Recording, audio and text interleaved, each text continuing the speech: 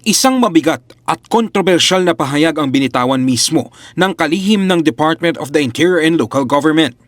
Ayon kay Secretary John Vic Remulla, mas malala umano ang katiwalian sa loob ng Bureau of Fire Protection kumpara sa mga tauhan ng Philippine National Police.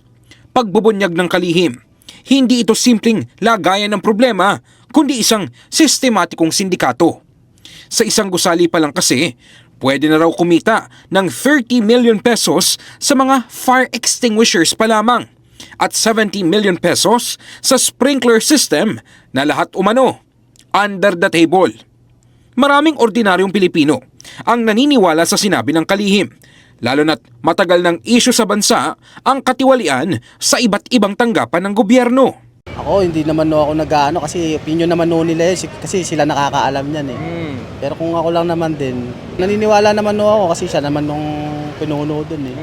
May mga naniniwala naman na ang korupsyon ay maaaring mangyari sa sino mang nasa kapangyarihan, anuman ang posisyon o ahensyang kinabibilangan. I cannot say anything but I think lahat ata halos. Lahat ng nakaupo, lahat ng kahit simpleng tao or lahat gumagawa ng hindi tama yung pagdating sa pera or whatsoever. Duda naman ang iba sa paratang at naniniwalang hindi makatarungang lahatin ang mga tauhan ng BFP. Hindi naman siguro.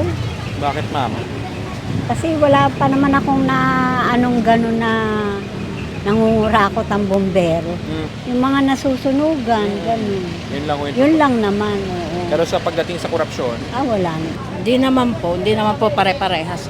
Depende rin sir, depende rin. ma'am? Sa tingin nyo? Kasi hindi naman natin alam sa bawat isa sa kanila kung ano talaga yung ano nila. Hindi naman tayo manghula na kung ano nila eh. Pero pagdidiin ng ilan, walang makakapantay sa pagkakurap ng mga kapulisan na matagal nang nasasangkot sa usaping katiwalian. Para sa akin, mas kurakot pa yung pulis. Kasi ang daming mga illegal na droga na uhuhuli. Pinapakita ba nila sa publikong sinusunog nila, pinaplasya bilyon-bilyon ang usapan. Sa gitna ng mga alegasyon, kinilala ng Bureau of Fire Protection ang mga pahayag ni Secretary Remulla at binigyang diin na patuloy nitong pinangangalagaan ang kapakanan ng mga bumbero na tapat na naglilingkod at isinasapanganib ang kanilang buhay sa pagtupad ng tungkulin. Bagamat magiging mahirap umano ang paglilinis sa hanay, kinakailangan ng ganitong hakbang upang maibalik raw ang tiwala ng publiko at ang dangal ng kanilang uniforme. In the heart of changing lives, ako si Brigada Ino Flores ng 105.1 Brigada News FM Manila. The Music and News Authority.